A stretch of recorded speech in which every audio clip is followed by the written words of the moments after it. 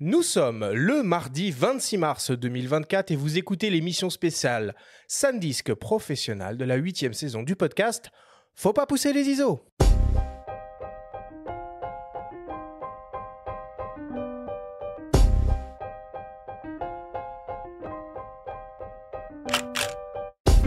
Bienvenue sur Faut pas pousser les ISO, le podcast hebdo pour tous les passionnés de photos et de vidéos.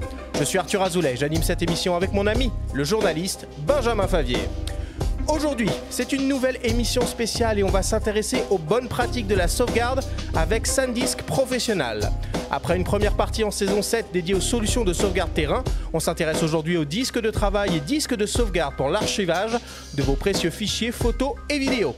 Pour nous accompagner dans cette émission, nous retrouvons Sébastien Marignani de la boutique Sélection Photo Vidéo qui est accompagné par la photographe Marie Ninin.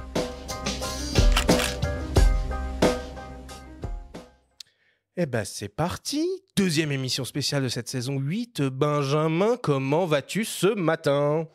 Écoute, très bien Arthur, je te remercie et je m'aperçois au moment d'enregistrer cette seconde partie que j'ai pas du tout mis en œuvre tout ce qu'on a dit dans la première émission lors de mon dernier voyage, donc je sens que je vais me faire taper sur les doigts. Écoute, moi j'ai vraiment l'impression que cette émission c'était hier, ouais. Mais pourtant ça fait déjà plusieurs mois qu'on l'a enregistré. Mais c'est peut-être ça, c'était trop frais, du coup j'ai pas eu le temps de m'en imprégner et voilà, mais je m'en mords les doigts. Tout ça je vous raconterai un peu de teasing. Ouais. Je suis désolé Sébastien, je vous à peine te regarder. Sébastien, on te retrouve de nouveau. Merci. Bonjour à toi, comment vas-tu ? Très bien, très bien. Écoute, toujours ravi de faire l'émission avec vous et puis de partir sur un sujet qui me tient à cœur, qui est la sauvegarde. Magnifique. Et tu es venu accompagner en charmante compagnie aujourd'hui, puisqu'on reçoit pour la première fois à ces micros Marie Ninin. Bonjour Marie, comment vas-tu ? Bonjour, écoute, je suis ravie de vous rencontrer et de participer à cette émission. Merci Sébastien de m'avoir invité. Avec plaisir.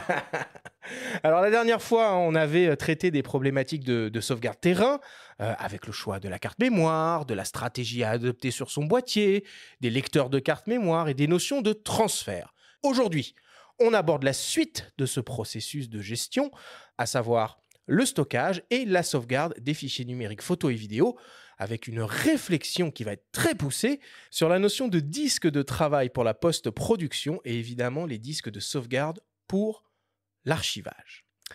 Alors Sébastien, je te présente plus désormais, évidemment, nos auditeurs te connaissent par cœur. Ça c'est fait. Je rappelle quand même que tu es le gérant de la boutique Sélection Photo Vidéo à Paris, située aux 4 rue Laborde dans le 8e arrondissement. Par contre, si tu le veux bien, je vais présenter notre invitée, la photographe Marie Ninin. Alors Marie, tu es une photographe amateur passionnée et autodidacte. Tu aimes tous les styles photographiques et plus particulièrement les portraits, les paysages et la macro. Tu cherches à mélanger la spontanéité et l'esthétisme dans tes images pour créer une connexion entre tes sujets et les spectateurs. Tu as été exposé à plusieurs reprises et tu es suivi par près de 7500 personnes sur Instagram via tes 3 comptes.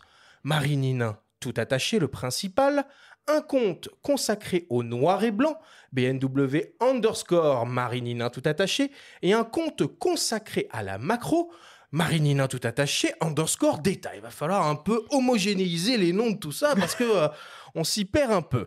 Enfin, tu es aussi très proche du compte Les Compères, fondé par Frédéric Michaud et Baptiste Jaillat, que nous avons déjà reçus tous les deux à ces micros et avec qui tu participes régulièrement à des ateliers photos pour partager tes connaissances et ta passion. Marie, est-ce qu'on a bien résumé les choses ?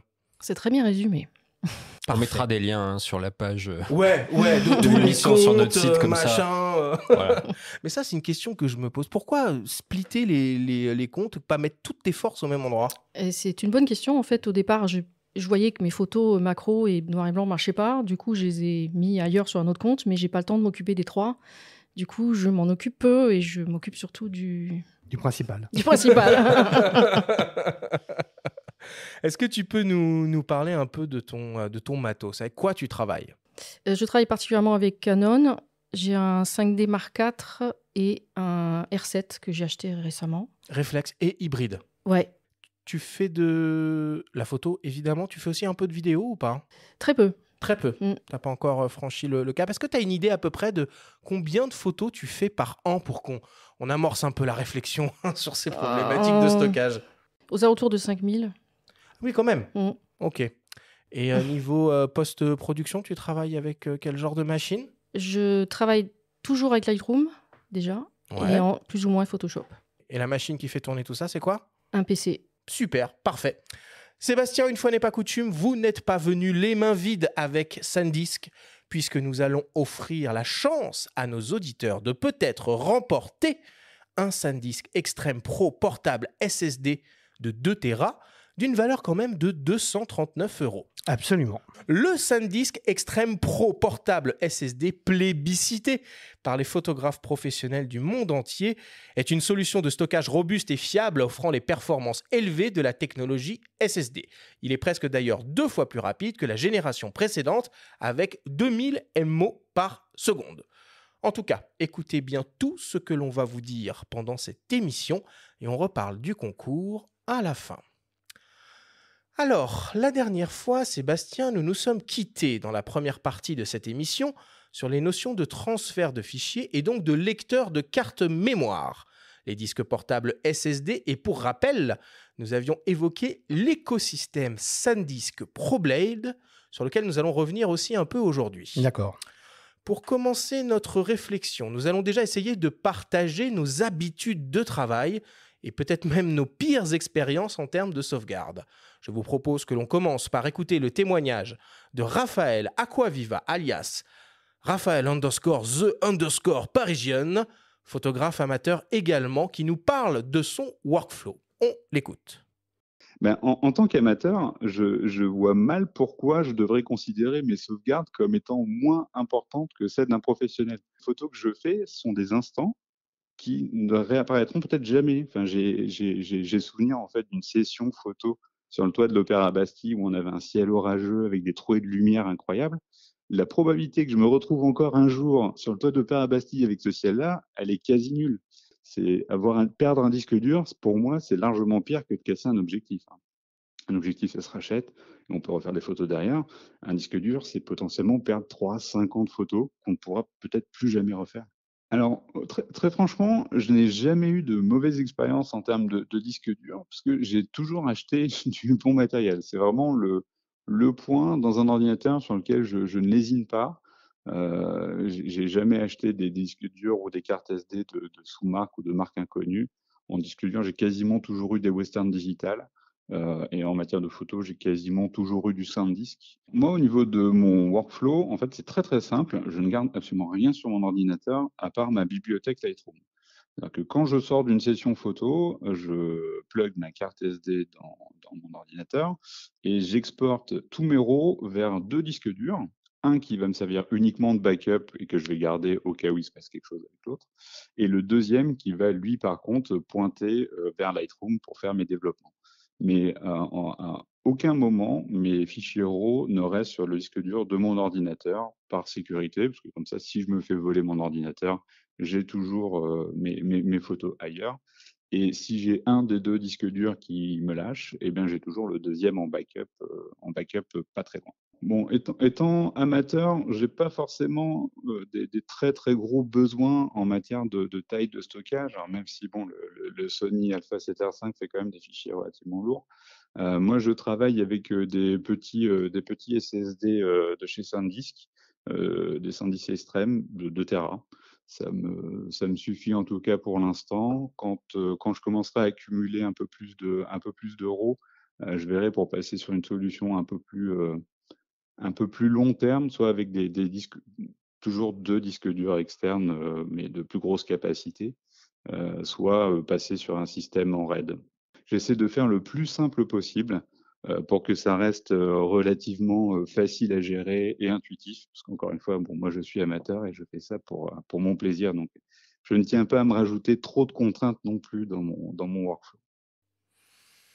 Bon, il dit beaucoup de choses très Bien, intéressantes, c'est un Raphaël. beau témoignage, oui. Il explique c'est très vachement bien les bien, choses. mais Ouais. c'est marrant qu'il répète plein de fois qu'il est amateur, parce Bah oui. que la sauvegarde, enfin on va en parler, c'est pas une question amateur-pro, finalement. Ah non, ça peut l'être dans d'autres dimensions, la dimension d'une agence, mais à titre individuel, amateur ou pro, peu importe. C'est important de sauvegarder ces images. On est tous confrontés à la problématique. Du moment que tu commences à appuyer sur le déclencheur, c'est que tu as envie de faire cette photo, tu n'as pas envie de la perdre. Tu n'as pas envie de la perdre. Elle a une vraie valeur et il le décrit très bien. C'est au-delà de la valeur d'une optique, par exemple, qui peut tomber et que tu peux racheter.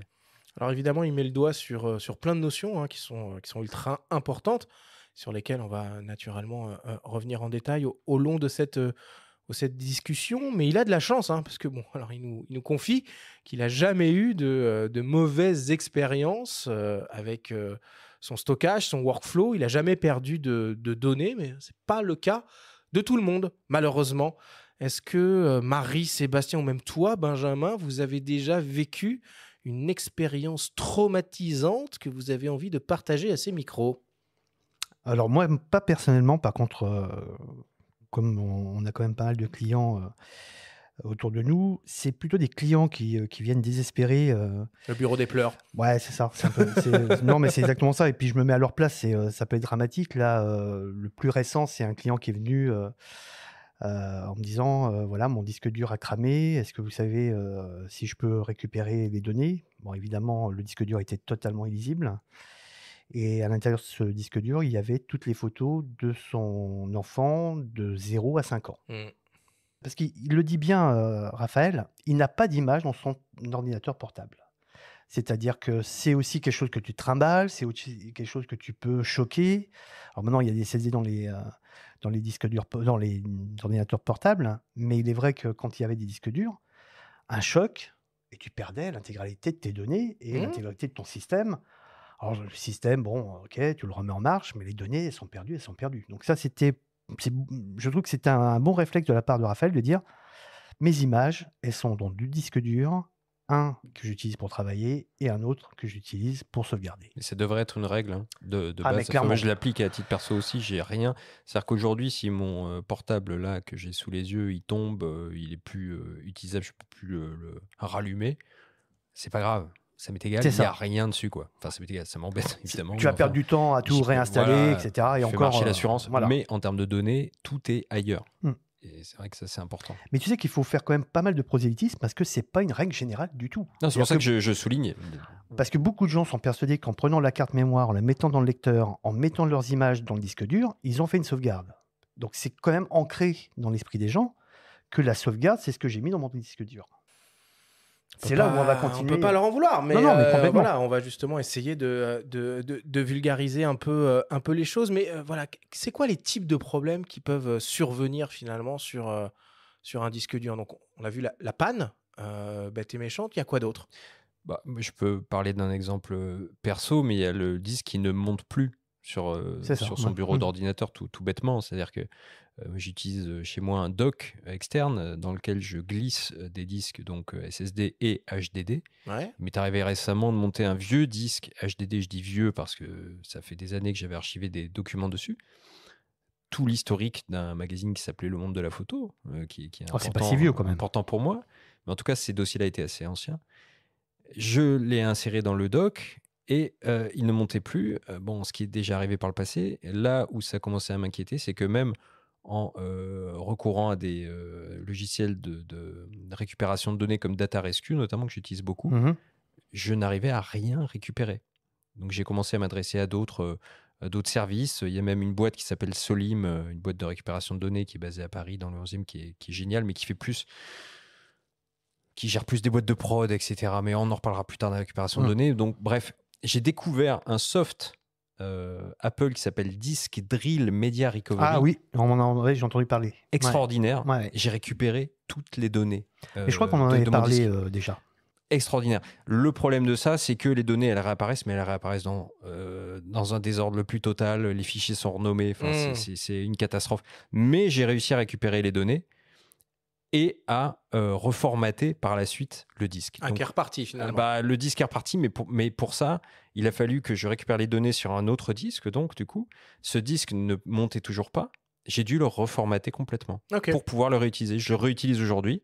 Mais enfin, c'est un incident qui montre que finalement, la fiabilité de ces disques-là, même dans le temps, pourtant je l'entrepose avec soin, il n'y a pas eu de choc, J'ai acheté depuis des petites boîtes en plastique pour éviter que de la poussière vienne peut-être sur les têtes de lecture. C'est peut-être dû à ça, je ne sais pas. Mais du coup, depuis, je double systématiquement toutes mes sauvegardes. Marie, t'as jamais eu de problème? Non, pas vraiment, non. J'ai perdu une fois. En fait, au début, je mettais, mais comme tu disais, sur l'ordi. Sur l'ordi, puis je faisais une première copie sur un disque dur et je faisais une deuxième copie sur un autre disque dur régulièrement. Et c'était compliqué parce qu'en fait, c'est cette double manipulation et j'ai perdu une fois une 30aine de photos de la défense que j'ai pu refaire. Donc rien de dramatique. En termes de manipulation, moi je suis le champion du monde l'erreur de suppression de fichiers.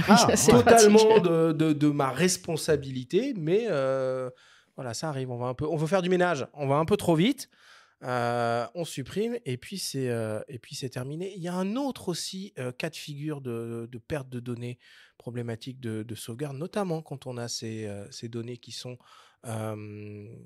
installé physiquement sur le disque dur de son ordinateur, c'est tous les nouveaux systèmes de hacking, de virus informatiques qui peuvent, ou des personnes malveillantes peuvent prendre en otage, entre guillemets, vos données, voire les détruire, ou voire vous demander des sommes astronomiques pour pouvoir les récupérer. On a été attaqué chez Sélection Photo. On a été attaqué sur l'ordinateur de Sylvie, là où il y a la compta. Alors, il est rentré que dans cet ordinateur alors qu'on est en réseau. Et un matin, elle a ouvert son ordinateur, une page bleue avec marqué nous avons pris tous les fichiers qu'on a cryptés. Donc, les fichiers, on les voyait bien, mais ils étaient cryptés, donc on ne pouvait pas les ouvrir. On ne pouvait rien en faire. Et il demandait une rançon, effectivement. Bon, après, je t'avoue que demander une rançon à un Corse. Donc effectivement, on n'a pas payé, mais on avait des sauvegardes et on a... donc là, c'était pas des images, mais tu vois, tu as une société avec toute ta compta et le mec te crypte ta compta, c'est hyper grave. En tout cas, Raphaël, il le précise bien dans son témoignage, ces photos, ces vidéos ont une valeur évidemment sentimentale, affective, que donc voilà, c'est des choses précieuses comme ça. Il faut mettre toutes les chances de son côté pour éviter les problèmes et éviter de les perdre.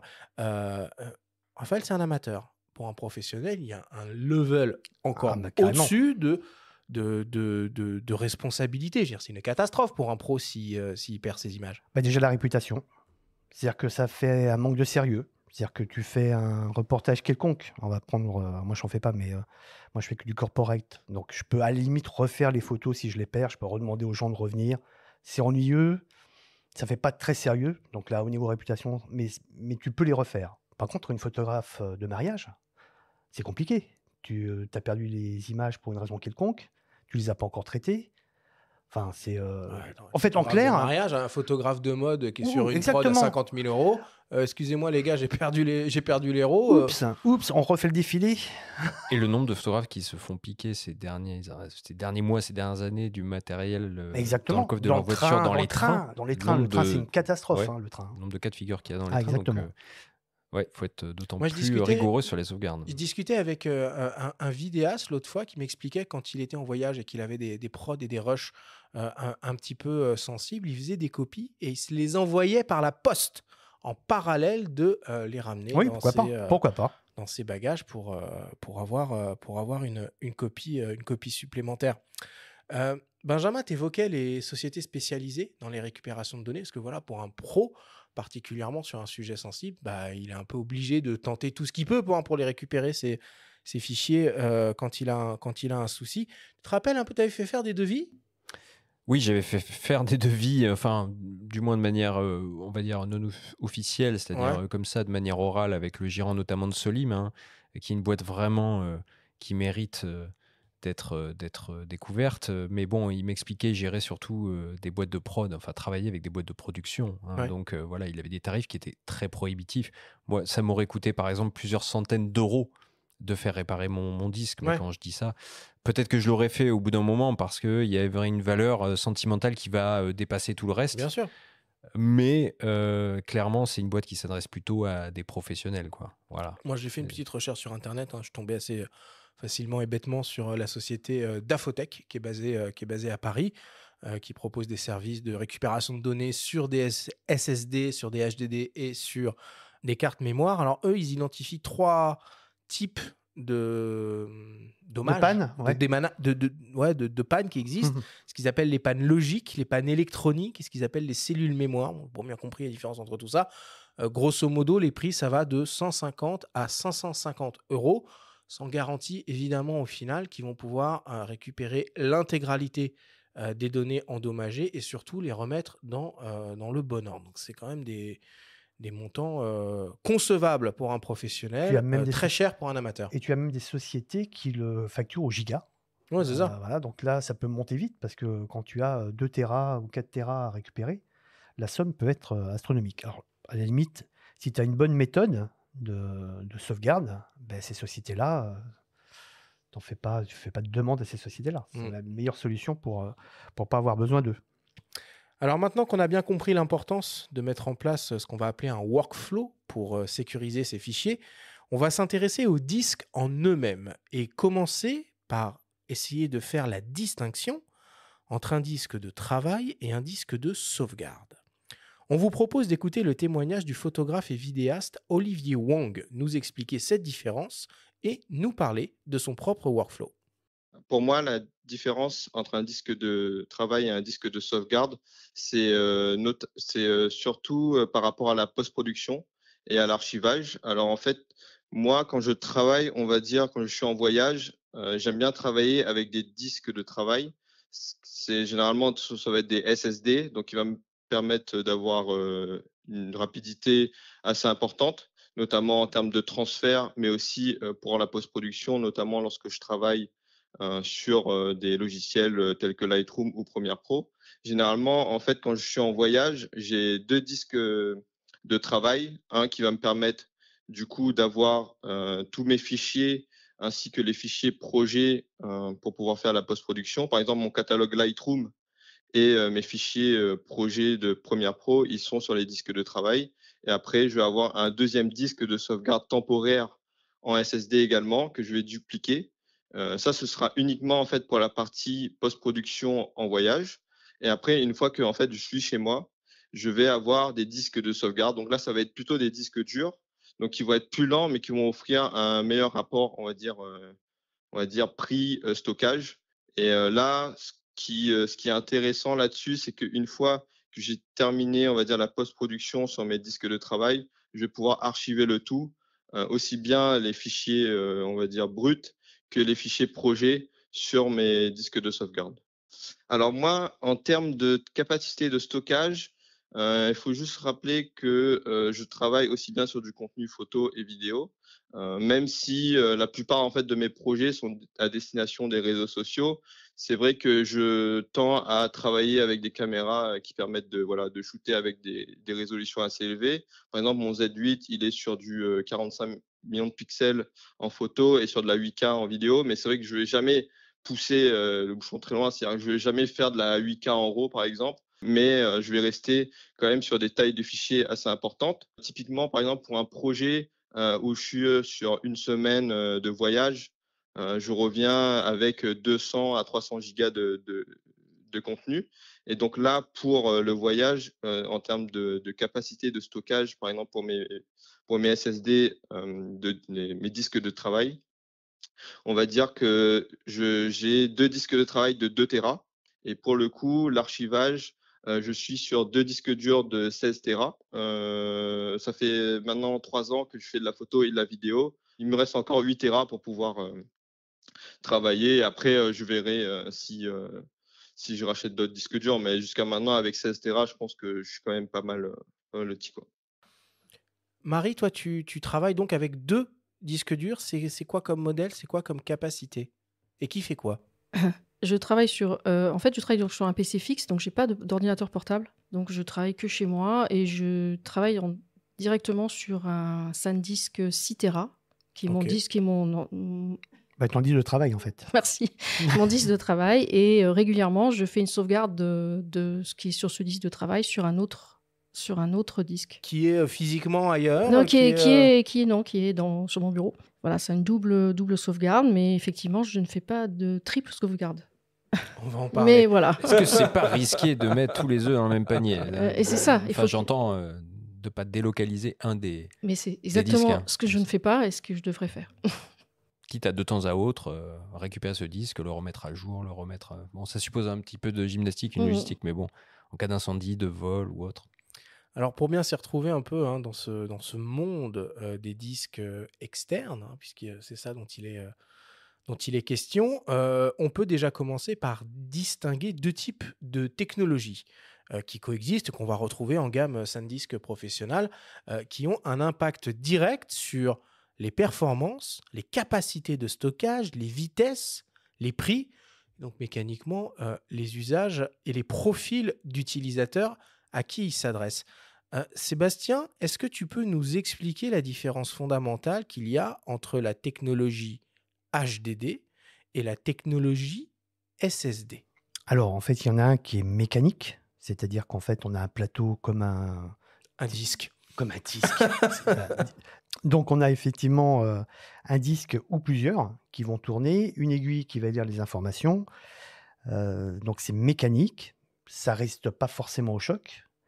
Par contre, ça coûte pas cher à fabriquer. Il y a pas, il y a un peu d'électronique, mais il n'y a pas de semi-conducteur qu'on va retrouver par contre sur les SSD. C'est aussi ce qui fait la différence de prix.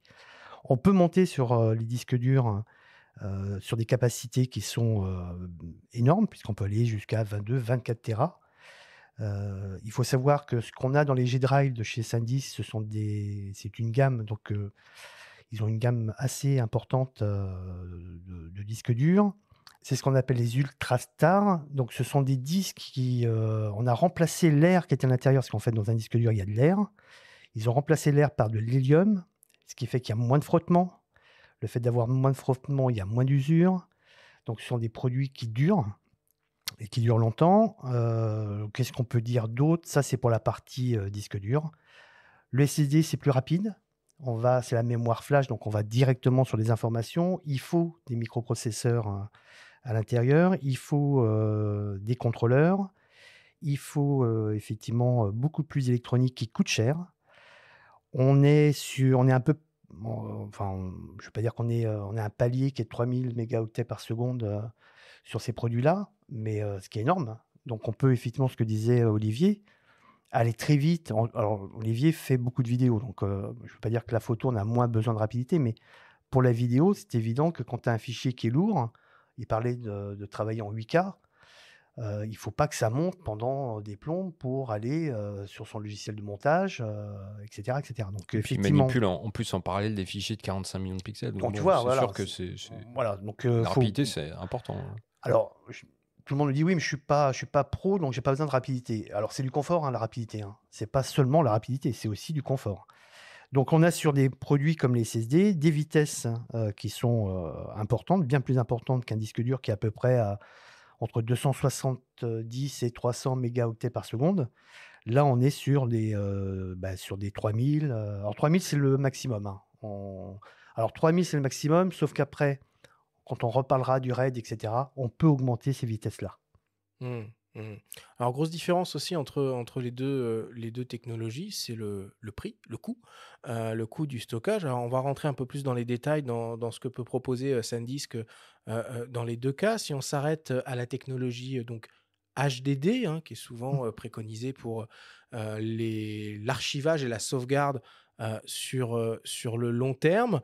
Ce qui va différencier un disque par rapport à un autre, outre sa capacité de stockage, ça va être ses vitesses d'écriture et de lecture qui sont intimement liées à la vitesse de rotation de ces disques. La nécessité d'avoir une alimentation, parce que c'est mécanique, c'est quand même assez gourmand. Ça tourne, ça chauffe, donc parfois même un système de ventilation, de refroidissement. Ça fait donc un peu de bruit.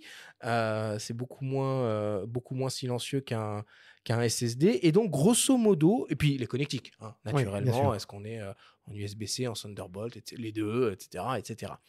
Au niveau des prix, grosso modo, j'ai regardé, on tourne entre 40 € du téraoctet pour, on va dire, les modèles les plus entrée de gamme. Par exemple, un modèle SanDisk Professional G-Drive de 12 Tera, ça vaut à peu près 500 € Oui, c'est avec ça. une connectique USB-C.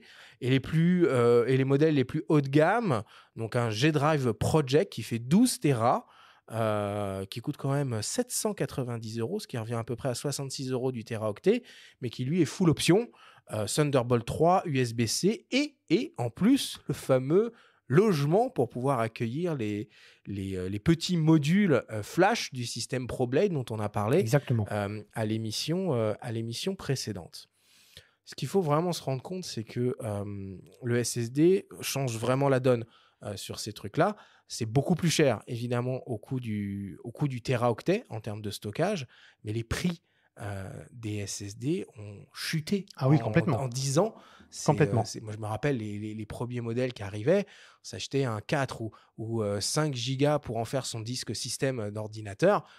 On était le roi du monde. Aujourd'hui, un modèle entrée de gamme en SSD, alors je ne sais pas, moi, par exemple, un Extreme Pro. Voilà. Un Extreme Pro 1 Tera, c'est une centaine d'euros. Voilà, c'est 100 € le Tera, de toute façon, Voilà. à peu près, en Et entrée de gamme.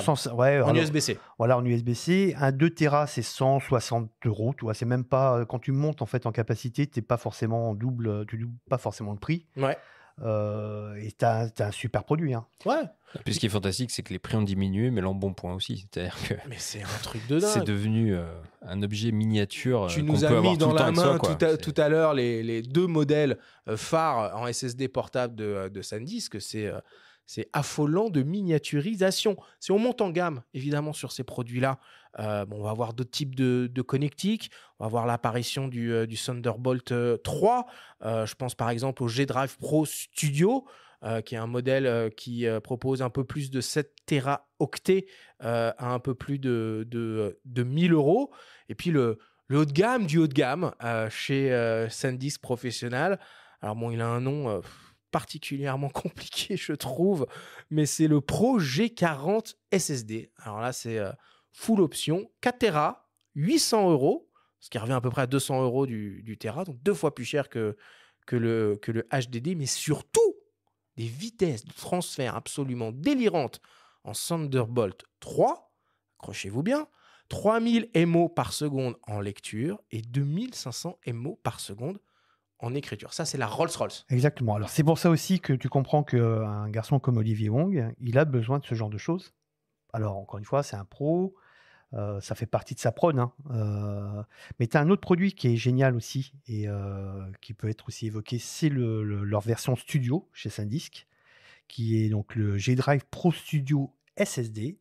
Donc, c'est à peu près 7,6 Teraoctets. Ce n'est que du SSD. Donc, les gens qui font de la vidéo en particulier travaillent là-dessus. Et là, tu as une rapidité incroyable. Et c'est quoi la différence par rapport à l'autre modèle? Parce que Olivier, il parlait aussi de son utilisation en voyage. Et c'est vrai qu'en voyage, tu as besoin que ça aille vite aussi, parce que parfois, tu peux avoir un accès restreint, soit d'ailleurs au Wi-Fi, ou tu n'as pas envie de passer trop de temps d'ailleurs en post-prod à décharger tes cartes, etc. Donc là, la vitesse a un réel intérêt. Pourquoi aller sur la studio? Est-ce que c'est la forme?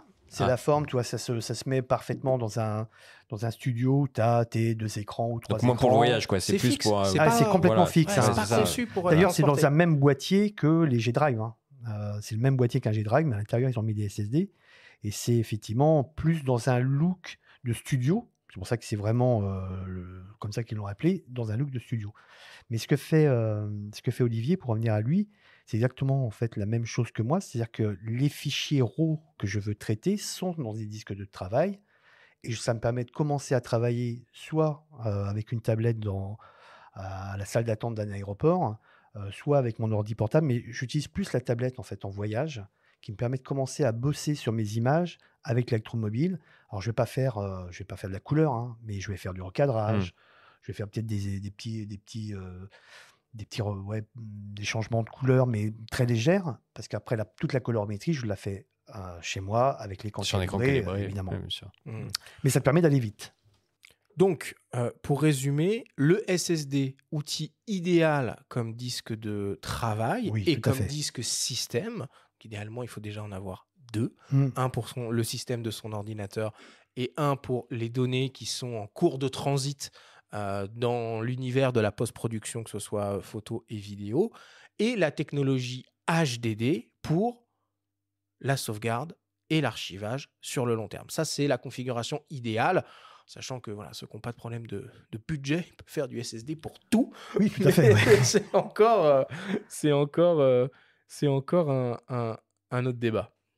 Alors, maintenant qu'on a bien compris la différence entre disque de travail et disque de sauvegarde, on va rentrer un peu plus dans le détail sur la manière de structurer son workflow avec un disque de travail. Et je vous propose d'écouter le témoignage du réalisateur Stéphane Couchou qui nous parle de son workflow vidéo en post-production. C'est assez impressionnant, on l'écoute.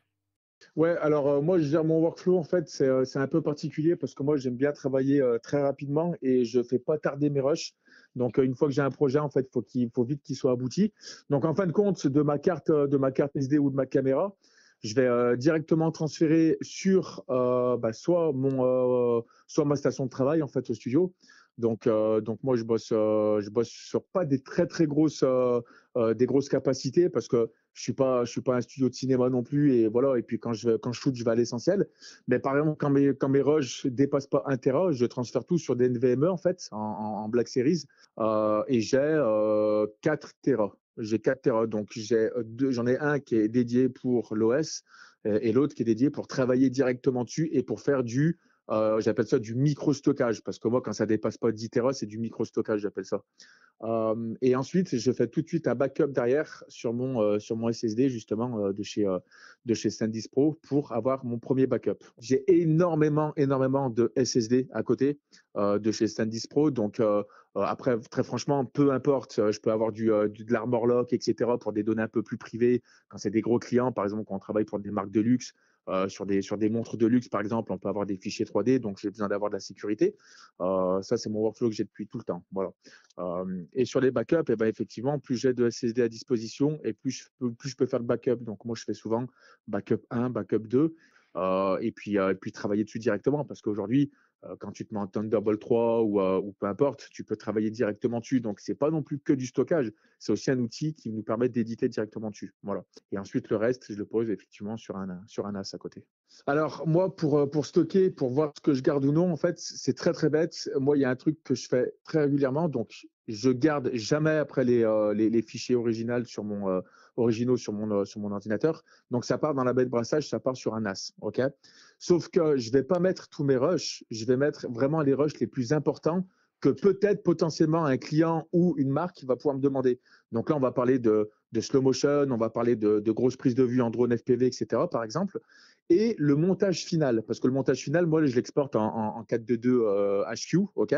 Donc, c'est presque du lossless, j'ai envie de dire. Donc, ça veut dire que si j'ai besoin de le donner à un client, etc., ou de le rééditer derrière, je vais pouvoir. Moi, depuis le début que j'ai commencé à faire de la vidéo, effectivement, j'ai vu pas mal de changements, déjà sur la taille, sur le poids, sur la résistance, sur le prix. Et je ne sais pas s'ils se rendent compte, les gens, mais avant, quand tu achetais un SSD, je ne sais plus à combien on était le giga, mais mine de rien, les prix ont considérablement baissé, tu vois. Donc, moi, j'ai vu pas mal d'évolutions sur le prix, sur la taille, sur la rapidité. Là, on a quadruplé, même plus, on a multiplié par 4 ou 5 les vitesses d'écriture et de lecture. Les résistances, l'ergonomie, toutes ces choses-là, ça évolue à une vitesse et plus le temps y passe et plus ça évolue de chaque année, d'année en année, en fait, c'est exponentiel, ça se multiplie à chaque fois et voilà, donc ouais, il y a une évolution qui est incroyable sur le stockage. Je me rappelle la première fois que j'ai installé un SSD dans ma tour PC quand j'étais plus jeune, j'avais été époustouflé de la vitesse d'allumage de l'ordinateur qui est passé de 3 minutes, 4 minutes à quelques secondes. C'était complètement incroyable. Marie, du coup, est-ce que tu peux nous expliquer un peu en détail ton workflow côté disque de travail? Donc, ce qui se passe exactement entre la carte mémoire de ton appareil photo jusqu'à la fin de la post-production. Alors déjà, je ne sors pas la carte mémoire de mon appareil photo. Je télécharge avec le câble USB, donc c'est un petit peu plus lent, mais c'est pas grave. Ensuite, donc je copie tout dans Lightroom en même temps, donc ça copie sur mon disque de travail. Et voilà, après, je fais des suppressions directement dans Lightroom, les moches, les flous. Et puis je garde, et je traite quelques-unes des photos et je garde tout dans Lightroom. Ok. Et ensuite, je copie donc régulièrement, je sais pas, une fois par mois, peut-être, à peu près, sur un autre disque dur. Une fois que tu as terminé la post-production ou Non, est-ce que par exemple, quand je décide. D'accord, t'as pas un lot d'images, tu dis bon bah voilà, grosso modo, moi des images, j'y retourne à peu près, je sais pas, pendant un mois sur une session de prise de vue et passé ce mois-là, j'estime que Oui, c'est ça. c'est terminé, on peut archiver. Oui, c'est ça, à peu près. Ok. À ce moment-là, je supprime, je formate. Une fois que j'ai tout sauvegardé, que j'ai fait attention que j'ai pas perdu des trucs, je formate ma carte SD. Est-ce que tu appelles, toi, ton disque de travail, c'est mon G-Drive Cythera. D'accord, donc ce n'est pas le même disque sur lequel est installé le système de ton ordinateur. Non, je n'ai rien sur mon ordi. Parfait. Très bien, absolument. Tu avais l'air de tiquer, Sébastien, sur le fait de charger les images depuis l'appareil directement. En fait, on parle de rapidité tout à l'heure. Oui. C'est beaucoup plus long parce qu'en fait, l'ordi considère l'appareil photo comme un périphérique et non pas comme un disque dur, même si tu peux mettre la fonction disque dur, enfin, lui donner l'impression que c'est un disque dur, c'est plus long que si tu le mettais sur... Parce que le temps de transfert, on en a parlé lorsqu'on a fait l'émission sur les cartes et sur les lecteurs de cartes. Le lecteur de carte doit être aussi bon que la carte que tu lui mets dedans. C'est-à-dire que si tu as une carte qui est hyper rapide, tu la mets sur un lecteur de carte que tu as payé 17 € sur un site qui commence par A, fatalement, tu n'es pas sûr d'avoir en fait le bon rendu. C'est-à-dire que tu achètes une super carte qui va vite, il y a marqué lecture 280 mégas, et en fait, elle ne le fait pas. Donc c'est vrai que c'est un peu dommage d'utiliser l'appareil photo qui n'est pas forcément fait pour ça. Bon, donc du coup, vis-à-vis de cette notion de disque de travail, deux choses à retenir. La première, c'est qu'il faut mieux privilégier la technologie SSD pour la rapidité d'accès et de réaction Alors, on va pas parler de disque, même si on dit disque SSD. Oui, bien sûr, oui, disque, tout à fait. Mais voilà, donc privilégier la technologie SSD et aussi, surtout, avoir un disque différent pour son système et pour ses fichiers en cours de transfert post-production. Ça, c'est la première sécurité qu'il faut absolument mettre en place. Mais ce que disait Stéphane est intéressant parce qu'en fait, lui, il dit bien quand même qu'il travaille énormément sur du SSD. C'est-à-dire qu'il a des gros fichiers. Enfin, je pense qu'il a les moyens aussi. Alors, il a les moyens, oui, absolument. Il n'a pas dit... Oui, pour le travail, pour le travail. Contrairement à Olivier qui parlait des grosses capacités, lui, il mettait l'accent sur la multitude aussi. Exactement, c'est intéressant, ça. Ouais, c'est intéressant. Et après, il a une baie avec des disques durs Western Digital qui sont ce qu'ils appellent les Black, qui sont pareils avec de l'hélium à l'intérieur, des super disques durs. Donc effectivement, mais j'ai Rodi aussi qui bosse avec moi chez Sélection, qui fait pas mal de vidéos, enfin qui fait pratiquement que de la vidéo, un peu de photos, mais principalement des vidéos, avec des grosses prods. Il fait du mariage, mais avec de la multicam. Il est fatalement obligé d'être en SSD pour le montage. Ah oui. Il récupère en fait les cartes de tout le monde, il met ça sur différents SSD.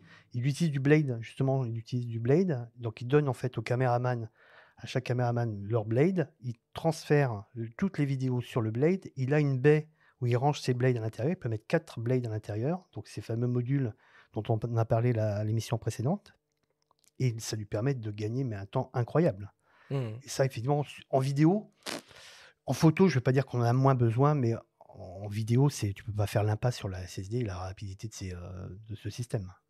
Alors évidemment, au cours de cette émission, on va donner beaucoup de conseils qui ne vont pas forcément être suivis, soit par envie, soit par moyen, parce que voilà, c'est des notions quand même qui sont relativement complexes, pas très intéressantes et difficilement palpables, sauf si un jour on a un pépin. Et comme tu l'as évoqué, il y a beaucoup de personnes qui confondent disque système et disque de travail, qui ont donc leurs données photos et vidéos sur leur disque système. Pour ces personnes-là, il peut y avoir une première piste de solution de sécurité, c'est d'utiliser des logiciels spécialisés dans le backup des systèmes, qui est donc l'ordinateur en lui-même, tous ces logiciels et tout ce qui est inscrit comme données sur ce disque-là.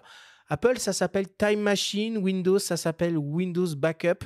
Est-ce que tu sais un peu comment Alors, Time ça Machine, fonctionne tout ça? Time Machine, oui. Windows, donc c'est assez récent, parce que je crois que C'est très récent. je crois que c'était sur Windows 10 et maintenant sur Windows 11. C'est une copie, je pense que ils sont très inspirés de ce que faisait Apple. C'est quand même un truc génial, parce que tu peux tout ton système, c'est-à-dire que tu fais une copie intégrale de ton système. Ouais. Tu disais tout à l'heure, Benjamin, si mon ordinateur plante, bah, c'est pas grave, parce que si tu as fait effectivement ça, tu Si rachètes. tu l'as fait, et si Alors, tu es rigoureux, et si tu le fais régulièrement. et oui, Donc c'est c'est beaucoup ça. de si. En fait, c'est le fait d'être rigoureux qui pose un problème. C'est-à-dire qu'on n'a pas forcément, tu sais, dans le flux, tu C'est te une dis, hygiène de vie presque. Hein. ah ouais, Il je suis faut d'accord avec vraiment toi. s'y astreindre, quoi. Parce Ce que qui n'est j'ai- pas facile.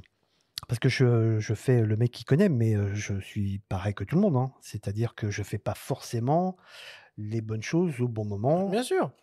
parce que voilà, la routine, elle est que. C'est une sécurité qui est même intéressante pour les professionnels, parce que voilà, on est beaucoup en mobilité.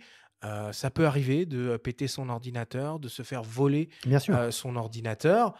Dans ce cas-là, un professionnel, il n'a pas vraiment d'autre choix que de courir en racheter un neuf. Et avec un système comme Time Machine ou Windows Backup, eh ben, en 30 minutes, il se retrouve avec exactement le même ordinateur qu'il a perdu ou qui s'est fait voler. Il peut donc reprendre instantanément ses activités. Donc, c'est des trucs qui sont quand même assez intéressants, je trouve. Après, tu as des logiciels. Tu as des logiciels plus ou moins payants.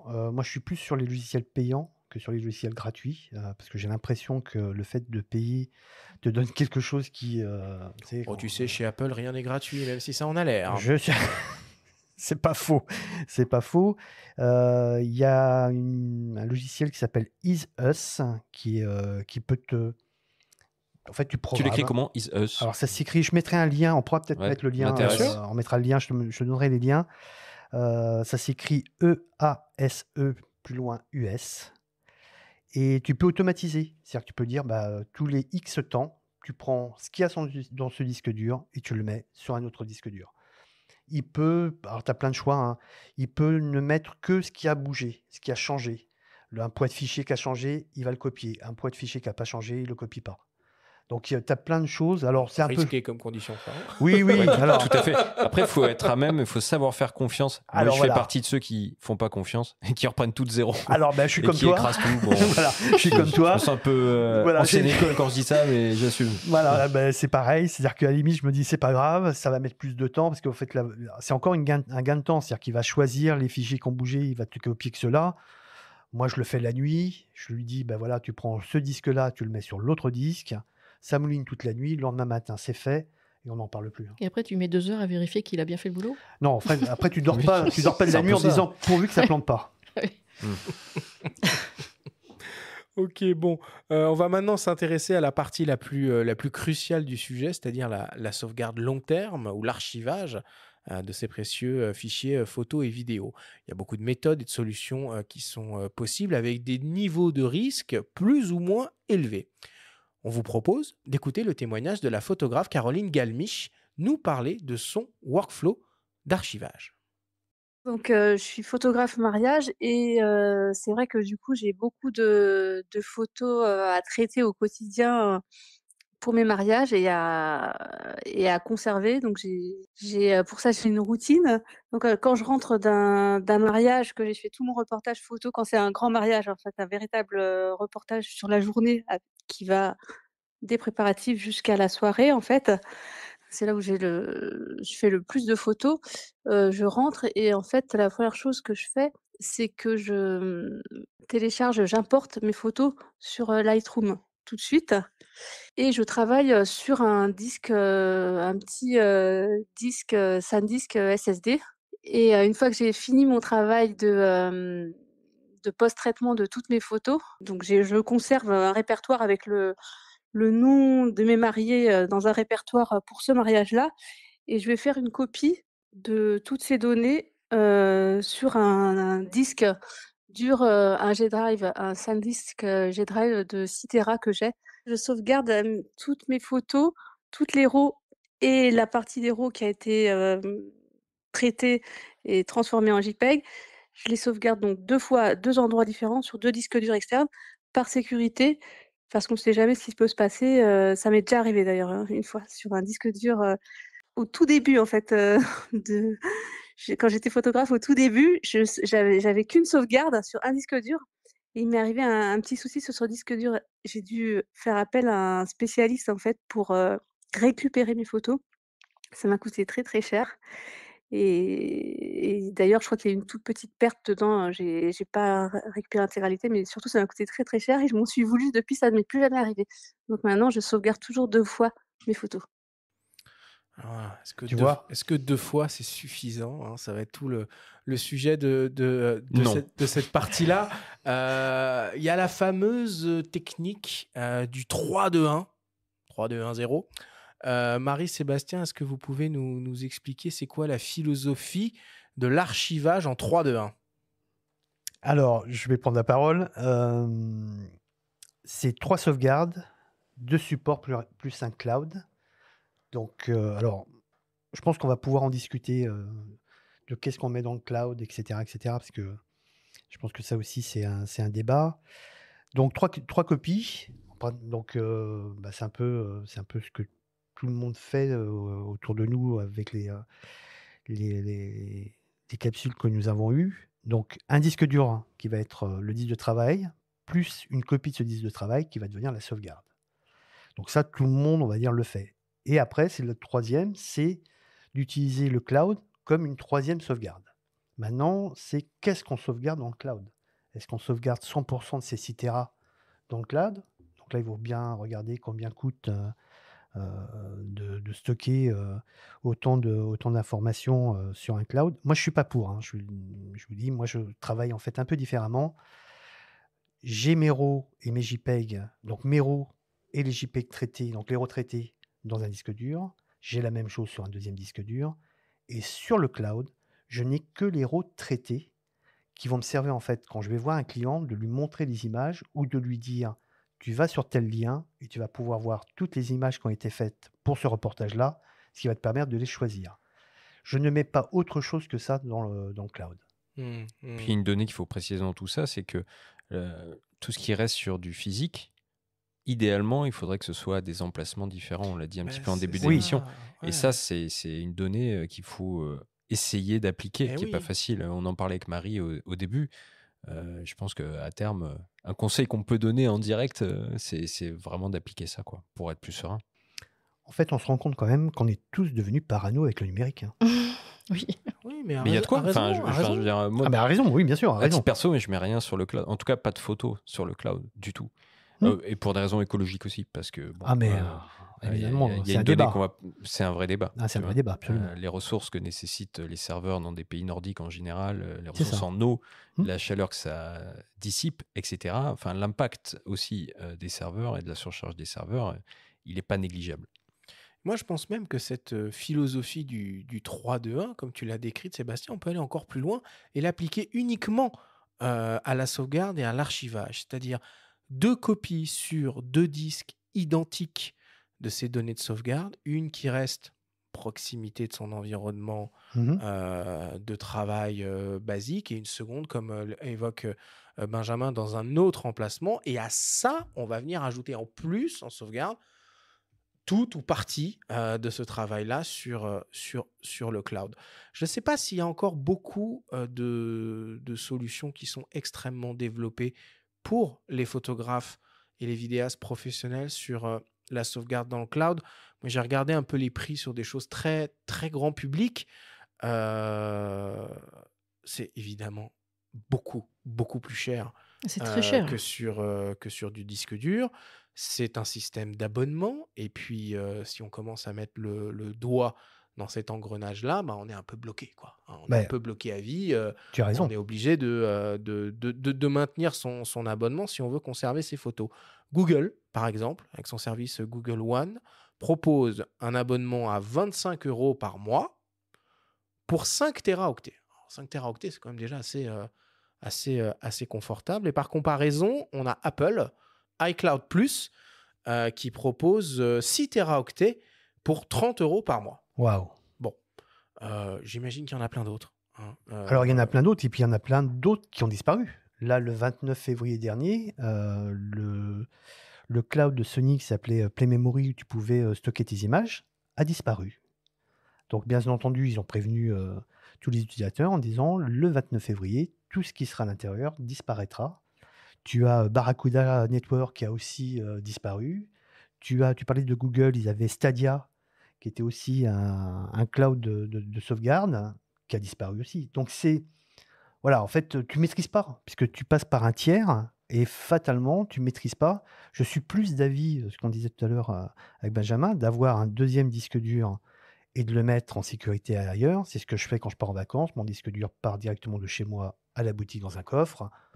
Voilà, encore une fois, c'est un peu de la paranoïa, mais pourquoi pas? Et moi, je vais même plus loin que ça. À ça, j'ajoute quand je pars de chez moi, et même aujourd'hui, on est en studio, j'ai toujours sur moi des disques durs miniatures, on va dire, de forte capacité, des 4 Tera en général, avec tous mes JPEG de Oui, toutes au mes moins photos ça. sur moi. Voilà, au moins ça. les JPEG, toujours sur moi. Et quand je pars en voyage, c'est pareil. Même un week-end, je les ai toujours sur moi. En plus de ces données en dur sur des disques dans des endroits plus ou moins sûrs. Et puis, il y a aussi alors là, je parle de ma propre expérience qui est pitoyable. Il y a aussi le côté obsolescence technologique. Je m'explique. Les choses évoluent quand même assez rapidement dans l'univers de l'informatique, dans l'univers des cartes mémoire, du stockage, du machin. Et moi, j'ai eu la flemme de faire les choses au moment où il fallait être faites, où il fallait qu'elles soient faites. Et je sais que quelque part dans mes tiroirs, j'ai 2-3 disques durs mécaniques d'il y a 15-20 ans où je me suis dit, ouais, je ferai ça l'année prochaine, c'est pas un problème. À la retraite. C'est passé. L'interface, évidemment, je suis obligé d'acheter quelque chose tout à fait douteux sur Amazon pour essayer potentiellement de les faire revivre. Un vieil appareil photo, on se dit non, mais ça, je vais m'en occuper. Les compacts flash, non, mais je vais m'en occuper. Les mémoristiques, je vais m'en occuper. Ouais. Les smart media. Et en fait, on se retrouve avec plein de supports totalement obsolètes. On ne sait pas s'ils vont redémarrer un jour. On ne sait pas si on va pouvoir les faire redémarrer un jour. Et du coup, on a son patrimoine et ses archives qui s'éparpillent et qui finalement disparaissent de Oui, il faut penser d'ailleurs à vérifier ces disques durs, à les faire tourner pour voir s'ils marchent encore. Ne serait-ce que les faire tourner. C'est quoi la fréquence idéale un truc comme ça. C'est terrible en plus comme truc. C'est le moment où tu te rends compte que ça marche plus. C'est l'angoisse absolue. Ah, l'angoisse absolue. Ouais, pas sûr qu'il y en ait, mais en revanche, il existe, sans passer par des boutiques commençant par A, il existe des enseignes, par exemple à Paris, de câblerie qui permettent d'obtenir des connectiques pour récupérer du Firewire vers d'autres connectiques. Oui. Et effectivement réutiliser, parce que c'est tout à fait important ce que tu disais Arthur, des disques qui sont désormais obsolètes. Les Firewire 400 ou 800, c'est ça. Par exemple sur Mac. Les disques durs IDE remplacés par les SATA, où effectivement il n'y a plus la connectique. J'ai même des photos sur des vieux Jazz. Ah oui, ça aussi. Ouais, non, j'imagine. J'ai jamais transféré mes premières photos numériques. J'étais même pas ado à l'époque. Je sais qu'elles sont sur ces disques-là. C'est comme si c'était perdu, quoi. Ouais, c'est un peu terrible. C'est comme le passage d'une carte mémoire à une autre, d'une génération des compacts flash à la SD, etc., etc. Il faut penser à faire l'immigration, c'est vrai. Et donc, excusez-moi, mais justement, comme j'étais en train de récupérer des RAW que je voudrais garder sur un disque que je vais mettre ailleurs, donc je fais du tri et je découvre des photos, enfin je retrouve des photos que j'ai faites en haut de l'Observatoire de la Sorbonne il y a 7 ans avec un Canon 70D à main levée sur l'étroite terrasse où on n'a plus le droit d'aller maintenant. Nuit noire, donc j'ai ouvert à 5000 ISO. Inutile de dire que les photos sont complètement inexploitables. Mais alors, vraiment inexploitables. Ben là, j'ai regardé et avec Lightroom et ce fameux débruitage, j'ai réussi à en tirer quelque chose. Mais absolument. Et les dernières versions c'est génial, des logiciels, des ISO, permettent de revisiter ces photos et de les restaurer d'une manière absolument spectaculaire. C'est tout à fait vrai. Par exemple, avec des photos de bridge à capteur 1 pouce, j'ai été extrêmement surpris de ce qu'on peut sortir. D'accord. Qu'on dédie une version de DxO. C'est passionnant. Ouais. Et un clin d'œil à Adrien Branco, notre confrère, qui a écrit un article là-dessus dans Réponse Photo et qui parvient à extraire des fichiers tout à fait étonnants avec des capteurs qui sont plutôt petits, quoi. Alors, je récapitule. L'idéal, 2 disques de technologie SSD, 1 pour le système de son ordinateur, 1 second pour ses documents en transit en termes de post-production, 2 disques durs identiques en technologie HDD pour la sauvegarde et l'archivage long terme. On a moins besoin de vitesse, on est moins tributaire, on fait des économies aussi à choisir cette technologie-là. Ces 2 disques durs ne doivent pas être physiquement au même endroit. Ça, c'est déjà un bon workflow d'être comme ça, avec évidemment vérification que ça tourne régulièrement et actualisation des contenus de ces 2 disques durs de sauvegarde assez régulière. On peut aller encore plus loin. Et là, on va se tourner vers des solutions de sauvegarde qu'on va retrouver toujours chez SanDisk Professionnel, mais là, ce qu'on appelle en RAID. Est-ce que tu peux nous parler du système et des produits RAID, Sébastien? Alors, le système, en fait, c'est une stratégie. Je dirais que c'est une stratégie de comment je vais sauvegarder mes données. Donc, il existe plusieurs. Je vais vous en citer 5, qui est le RAID 0, le RAID 1, le RAID 5, le RAID 6 et le RAID 10. On va commencer par le RAID 0. Le RAID 0, ça serait d'utiliser 2 disques durs qui sont en 270 mégaoctets par seconde, de prendre ton image, la découper. J'essaye de faire des analogies pour que ça soit assez simple parce que c'est un peu compliqué. Enfin, je trouve pour moi assez compliqué, qui suis un simple photographe et pas un informaticien. Donc, tu prends ton image, tu les découpes en petits morceaux et tu la balances dans les 2 disques durs et tu sais pas où elles vont, mais ça a été vite.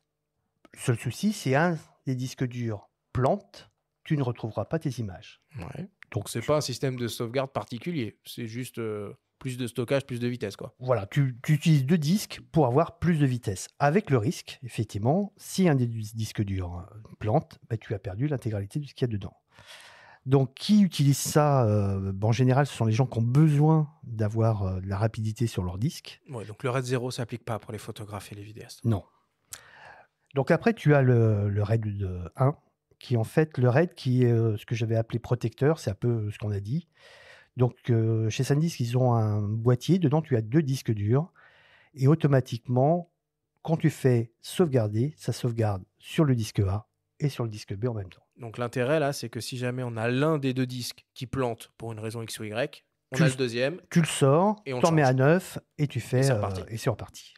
Ok, donc tout ça est très théorique, hein, évidemment. Concrètement, en termes de produits, ça se matérialise comment cette technologie-là?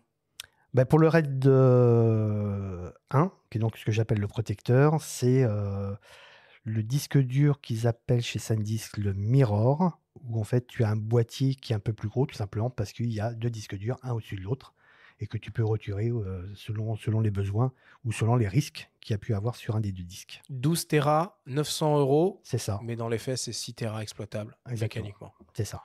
Ok. Mais tout ça, voilà, c'est du stockage physique sur disque. Ces solutions ne sont pas connectées. Si on imagine que cette technologie est connectée en ligne, c'est-à-dire accessible depuis n'importe où, on se retrouve dans l'univers des NAS. C'est bien ça. Alors le NAS, ça peut être effectivement pour les sociétés qui je dirais les agences de créa, qui vont mettre toutes les vidéos, toutes les photos à un seul et unique endroit, et chaque collaborateur peut se brancher et récupérer les documents qu'ils veulent, des images pour faire des plaquettes papier, le vidéaste qui va aller chercher la vidéo et tout le reste pour faire ses créations. Et ça va même plus loin que ça, puisque certaines sociétés, je crois Blackmagic Design, propose un système de travail collaboratif connecté, donc mécaniquement associé à un NAS quelque part chez Blackmagic Design, tellement rapide qu'il est possible à plusieurs collaborateurs en même temps de travailler sur un fichier Resolve au même moment. Ouais, et ça, c'est complètement dingue en termes de productivité. Ok. Bon, pour terminer cette discussion, je vous propose qu'on essaye de se projeter un peu dans le futur.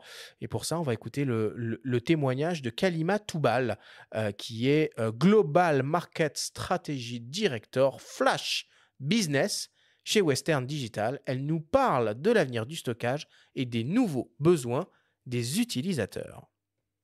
Alors, chez Western Digital et notamment avec la marque SanDisk Professionnel et la marque SanDisk, on envisage le stockage et le futur du stockage en fonction des besoins des utilisateurs. Aujourd'hui, la production de contenu de haute qualité a atteint des sommets. Donc, il y a environ plus de 200 millions de créateurs de contenu dans le monde. Et donc nous, chez Western Digital, on a besoin de satisfaire, les utilisateurs parce qu'ils auront des besoins de stockage grandissants, car ils ont tous des exigences, assez variées. Donc, on a des amateurs, on a des photographes, des cinéastes, des sociétés de production et en fait, l'ensemble de ces utilisateurs cherchent des dispositifs de stockage de qualité professionnelle, mais qui vont répondre aussi à des besoins, de contenus de plus en plus lourds, de contenus de plus en plus haute résolution et puis on essaye aussi de ne pas entraver leur créativité.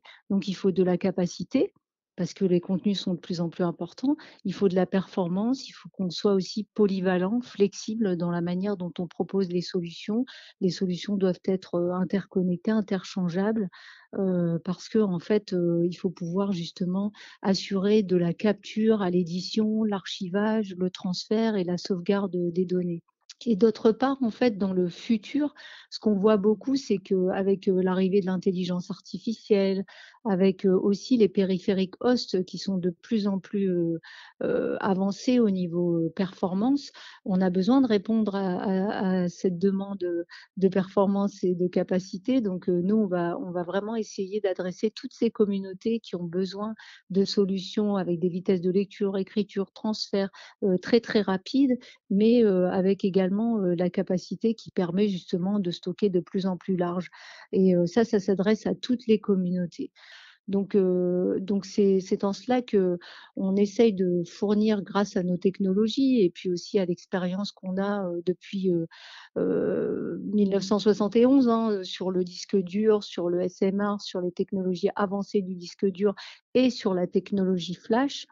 On essaie justement de combiner, nos efforts pour répondre, à ces exigences. J'avais pas conscience, moi, que Western Digital, ça remontait à 1971. C'est assez impressionnant. Euh, Sébastien, bon, on a ces deux technologies là qui cohabitent et qui avancent en parallèle, le HDD et le SSD. On voit naturellement que si on met de côté le prix, le SSD est plus que séduisant Bien sûr.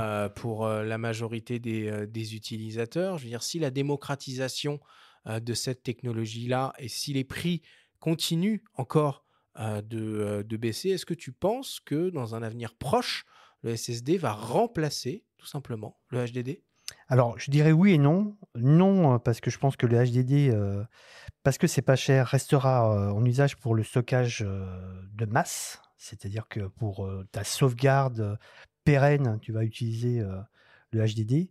Par contre, pour le reste, effectivement, que ça soit pour, ton disque de travail, on en a déjà parlé tout à l'heure, mais après, je trouve que c'est quand même super fluctuant. Parce qu'on parlait qu'on n'arrête pas de baisser, mais on a aussi eu des hausses. Il y a eu des moments où, boum, Oui, ça coûte, oui, c'est la mémoire flash, les cartes mémoire, c'était voilà, envolé à un c'est moment ça. donné. Ouais, ouais. Hop, on te dit, ah, semi-conducteur, ah, baisse des Oui. semi-conducteurs. Ah oui, tu dis, tiens, c'est quand même bizarre. Et puis quelques mois après, tu apprends qu'il y a un nouveau iPhone qui vient de sortir et c'est lui qui avait racheté l'intégralité des semi-conducteurs pour fabriquer son iPhone. Donc, augmentation des prix. Donc, effectivement, je pense que à terme, si le prix du mini, comme tu disais, l'augmentation des capacités, parce qu'on est encore sur des capacités qui ne permettent pas. C'est pour ça que je pense que le HDD a encore de beaux restes. Petit à petit, quand même, hein, même sur les solutions Je suis nomades, quand d'accord. tu commences à avoir du 4 En Tera nomade, dans le en creux de la nomade. main, en nomade, Oui, c'est mais tu pas vois, mal. c'est ce Ouais. que je te dis, c'est qu'effectivement, ça, je crois absolument que ça va fonctionner. Là où je pense que ça fonctionnera moins, c'est quand tu vas avoir, je sais pas moi, 24 Tera, 48 Tera, parce que dans le cours de ta vie, tu vas avoir besoin de stocker de plus en plus. Le disque Non, mais dur sinon, tu restera. multiplies les supports. Moi, je crois plus à la multiplication des supports d'archivage qu'à un Oui, monolithe pourquoi de pas, 24 pourquoi Tera. pas. Mais là, on touche à quelque chose finalement qu'il faudrait aborder dans une autre émission, qui est la philosophie qui est propre à chacun de l'archivage. C'est-à-dire la manière dont on le conçoit, dont on l'aborde et dont on le met en pratique. C'est-à-dire comment on organise ses dossiers, par temporalité, par thème. Et tout ça, en fait, c'est hyper important. Mais ça Et rejoint ce qu'on avait dit pour les cartes mémoire. Certains préfèrent utiliser des cartes de 32, voilà. d'autres préfèrent utiliser que des cartes de 128. Il y a aussi le support, qu'est-ce que je mets dessus, des photos, des vidéos, tout ça change en fait. Et la bonne pratique, c'est celle que tu maîtrises le mieux et qui, pour toi, est la meilleure. Ah, complètement. Et qui doit, une fois de plus, j'insiste encore là-dessus, tenir compte de l'obsolescence programmée, entre guillemets, certaines technologies et du risque logiciel. Je sais qu'il y a beaucoup de photographes qui ne fonctionnent qu'avec les bibliothèques Lightroom, qui sont extrêmement bien faites en soi. Mais voilà, Lightroom, c'est un système d'abonnement. Une fois qu'on a mis le doigt dedans, on est enfermé dedans. Et si un jour, pour une raison X ou Y, Adobe venait à faillir, on se retrouvait qu'avec des tas de dossiers, sous-dossiers, sous-sous-sous-dossiers, très mal organisés, dans lesquels il serait très difficile de s'y retrouver sur des énormes quantités de données. C'est la discussion qu'on a eue avec Marie, qui utilise le catalogue. Moi, je n'utilise pas le catalogue Lightroom, bizarrement. Mais c'est vrai que ça te permet aussi à toi, Marie, de retrouver facilement. Parce que comment tu gères, par exemple, comment tu nommes tes images? Je les renomme pas, je les laisse telles quelles. On pourrait tous se poser la question, Benjamin. Ah, moi, le jour où je perds la mémoire, je suis pas bien, parce que moi, je fonctionne vraiment par année, par mois. Oui, pas comme ça. Ensuite, ouais, vraiment. Donc, et c'est très manuel. Et je ne passe pas par un catalogueur. Ah, tu vois, ça nous fait un point commun. Pas du tout, ouais. Moi, j'utilise Bridge chez Adobe, Camera Raw. C'est une interface, Bridge. Oui, c'est ça, ouais. Qui est une visionneuse. Ouais, une visionneuse, ouais. Et derrière, il y a Darktable aussi en version gratuite, qui est pas mal aussi. Et derrière, je passe par Camera Raw, donc pour traiter les RAW, parce que je photographie que en RAW. Et tu vas traiter les RAW que tu as choisi dans Bridge. Absolument. Uniquement. Et le reste, tu verras plus tard. Et le reste, je verrai plus tard, absolument. Okay. Mais quoi qu'il arrive, je les archive. En tout cas, après, je ne renomme pas les fichiers, puisque c'était la question. Bon, voilà qui conclut cette seconde partie de cette très grande émission sur les bonnes pratiques de la sauvegarde avec SanDisk Professional. Merci Sébastien d'être venu à nos micros. Merci Marie d'avoir accepté notre invitation. Avec plaisir. Avant de passer au débrief, je reviens quelques instants un peu sur le jeu concours qu'on organise à l'occasion de la diffusion de la seconde partie de cette émission et qui va peut-être vous permettre de remporter un SanDisk Extreme Pro portable SSD de 2 Teraoctets d'une valeur de 239 €. Alors, comment ça se passe? C'est comme d'hab, c'est sur notre compte Instagram. Pour participer, il faut suivre les comptes Instagram de Faut pas pousser les ISO, Sélection Photo et SanDisk Professional. Ensuite, il faut répondre en commentaire du post qui annonce le concours à la question suivante. Quelle est la vitesse de lecture maximale offerte sur le disque SanDisk Professional Pro G40 SSD en Thunderbolt 3?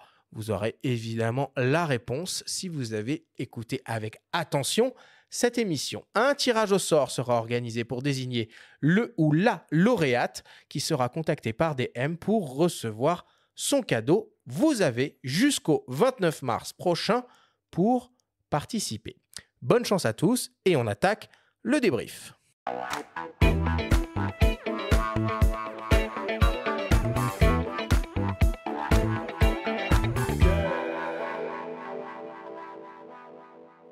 Nous sommes toujours avec la photographe Marie Ninin et Sébastien Marignani de la boutique Sélection Photo Vidéo pour parler des bonnes pratiques de la sauvegarde avec SanDisk Professional.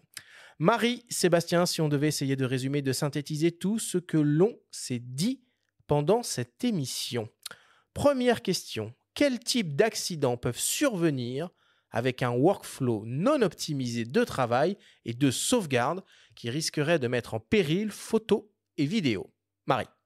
Donc, tous les problèmes informatiques, en dehors du vol, les incendies, les inondations, enfin toutes les catastrophes naturelles, et puis les erreurs humaines. Je rajouterais même les nouvelles tendances du moment, savoir le hacking et les virus informatiques. Sébastien, est-ce que tu peux nous expliquer pourquoi il est préférable de choisir des disques en technologie SSD pour ce qu'on appelle le travail et des technologies en disque HDD pour ce qu'on peut imaginer être l'archivage long terme?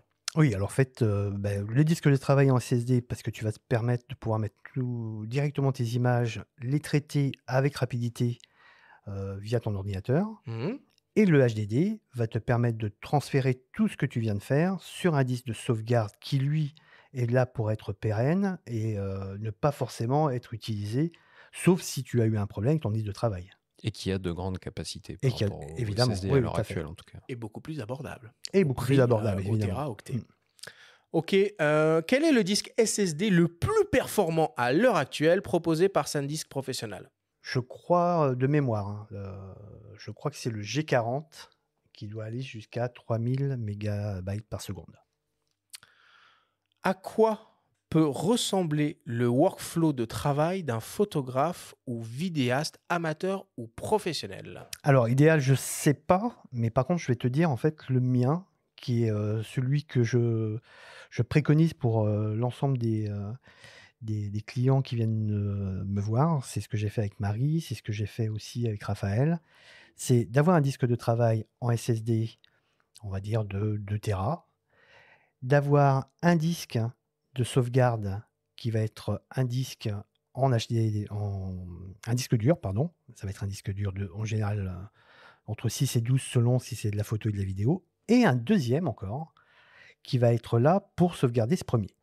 Le disque de travail, une fois que les RAW ont été travaillés, qui sont devenus des JPEG traités, je le formate et ça redevient un disque de travail.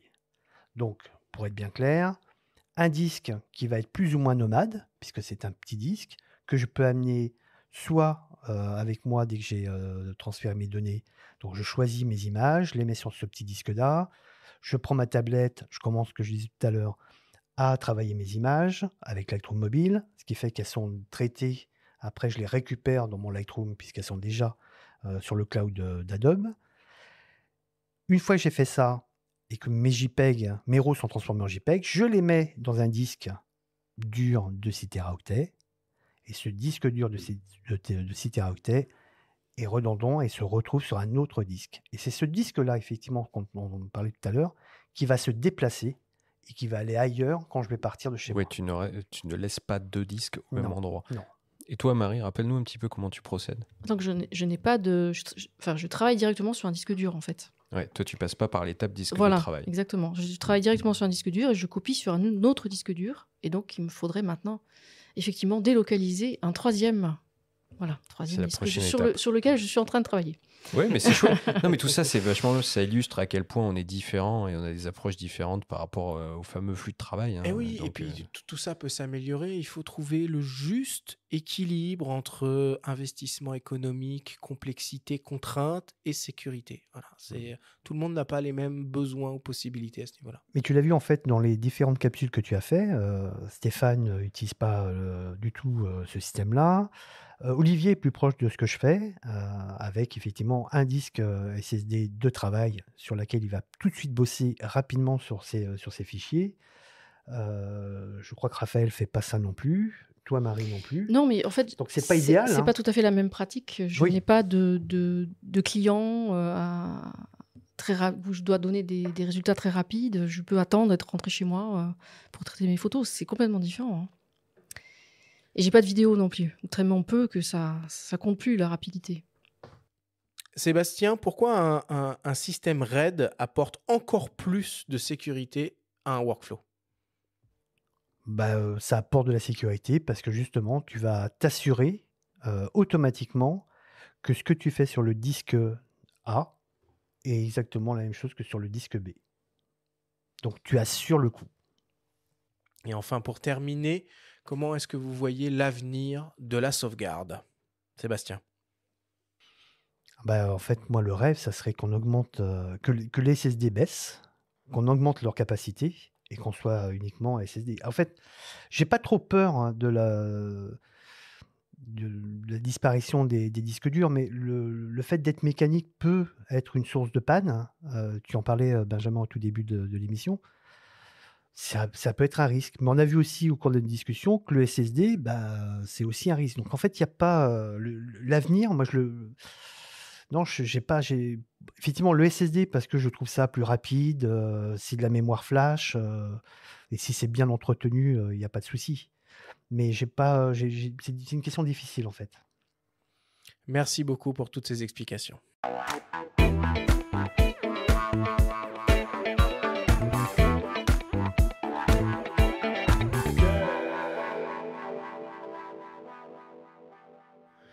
Il est temps de passer à la dernière partie de cette émission et d'attaquer le traditionnel quiz.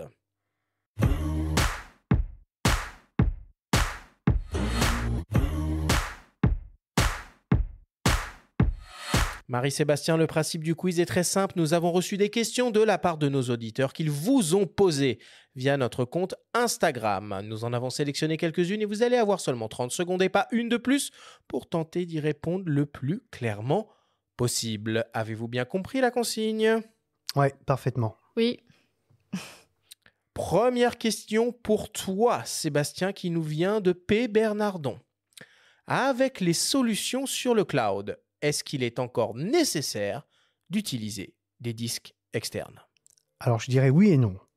Oui, pour la sécurité physique de tes données, c'est-à-dire que tu ne donnes pas tes images à un tiers, il faut conserver des disques durs externes. Par contre, si tu veux effectivement utiliser le cloud, dans ces cas-là, il faudrait être encore plus radical, c'est d'avoir deux clouds. Un cloud de travail et un cloud de sauvegarde. C'est dire des lions, là. Ah non, il faut garder ce principe de duplication des éléments, de ne pas les garder au même endroit. Ça vaut pour le physique comme ça vaut pour les nuages. Hein, exactement. Toute l'enfumerie du cloud, c'est reporter la problématique de l'archivage 3-2-1 chez un prestataire. Exactement, chez un tiers dont tu ne sais pas ce qu'il va faire de tes images. Et puis pas sûr que le cloud soit une solution d'avenir par rapport à tous les problématiques écologiques que ça soulève. Exactement. Effleuré au cours de l'émission. Ouais. Et puis le coût du cloud avec le coût de l'énergie qui n'arrête pas d'augmenter va faire que les prix vont également augmenter. Bien sûr. Deuxième question qui nous vient de Eri Gisèle. Combien de temps est-ce que l'on peut stocker une photo sur un disque SSD et sur un disque HDD? Alors, question à 100 balles. Ouais. Alors, je vais vous parler d'une norme qui s'appelle MTBF, qui s'appelle Mean Between Time Failure, que je traduirai en anglais à partir de quand je commence à flipper. J'adore cette traduction. Voilà. Alors, c'est un anglais approximatif, je te l'accorde, Benjamin. Oui, mais j'aime beaucoup. Voilà. Donc, pour un disque dur et sur un SSD, on est sur 2,5 millions d'heures.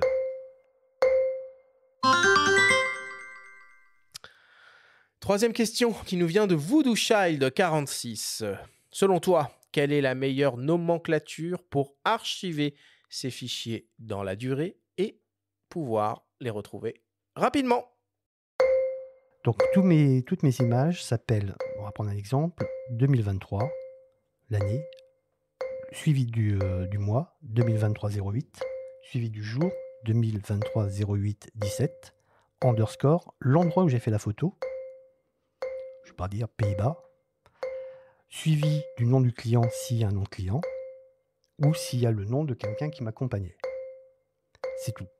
Quand je fais une recherche dans Bridge, si je tape 2023, il me sort toutes les images de 2023. Si je fais 2023-08, toutes les images du mois d'août. Si je mets 2023-08-17, toutes les images 2017. Et si je rajoute, par exemple, là, on a fait un atelier récemment, je mets atelier compère, Bastille, avec la date, je reçois toutes les images de l'atelier fait avec les compères à Bastille. Ah, moi, je suis admiratif de ça. C'est quelque chose.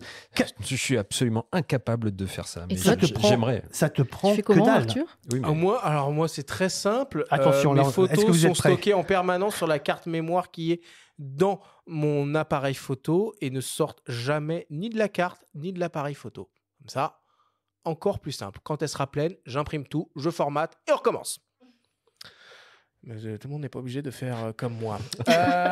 Troisième question pour toi, Sébastien, qui nous vient de Charles Cabi. Quelle est la meilleure solution pour stocker 150 Tera de rush d'archives clients? Alors 150 Tera de rush, c'est déjà les beaux rushs. Hein. Donc là, on est plus sur une pro de cinéma. Il n'y a que le Shuttle 8 à 160 Tera, mais ça veut dire qu'il t'en faut deux.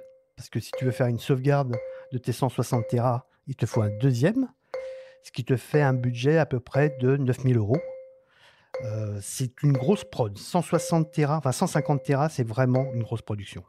Oh, si on tourne en 8K, ah oui, non, mais je dis 10 pas... bits, ça peut aller très très vite.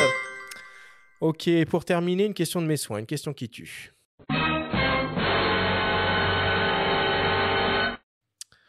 Valable pour Sébastien et Marie.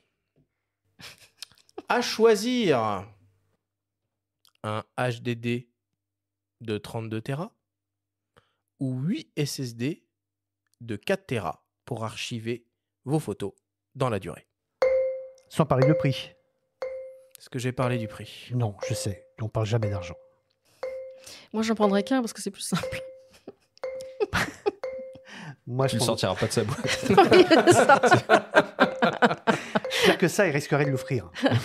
Non, je prendrais le SSD, moi. Tu prends les 8 SSD? Ouais. Pour la redondance des données, c'est un peu ce qu'on disait ensemble. Ouais. Moi, je prends les 8 et je relance de... Je relance de 1. J'en prends 16, en fait. Puis il faut tout dupliquer. Ouais. Allez, on termine le quiz là-dessus. Merci.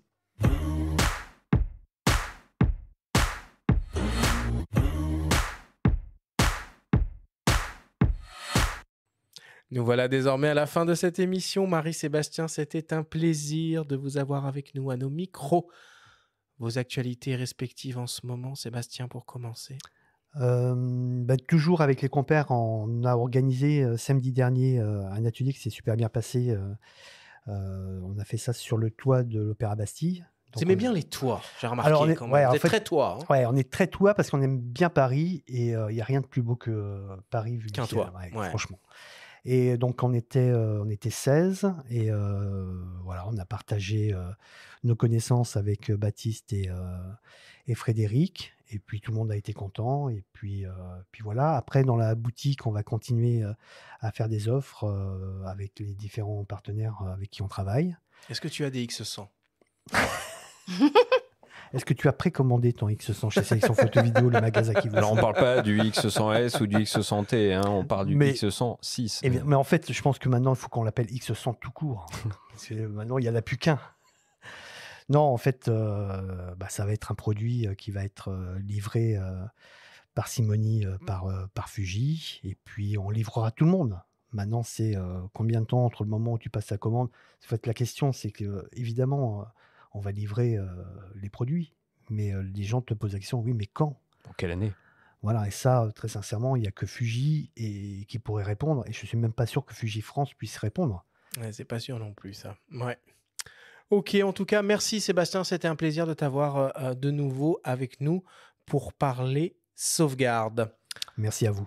Merci Marie d'être venue à nos micros pour nous partager ton expérience et ton workflow sur cette thématique de la sauvegarde. Voilà pour cette émission spéciale SanDisk Professionnel autour des bonnes pratiques de la sauvegarde, partie 2. On vous donne rendez-vous dès jeudi prochain pour la première émission au coin du feu de la saison 8 du podcast avec le photographe Evan Le Bourdet. Merci à tous de nous avoir écoutés. Prenez soin de vous et à jeudi prochain.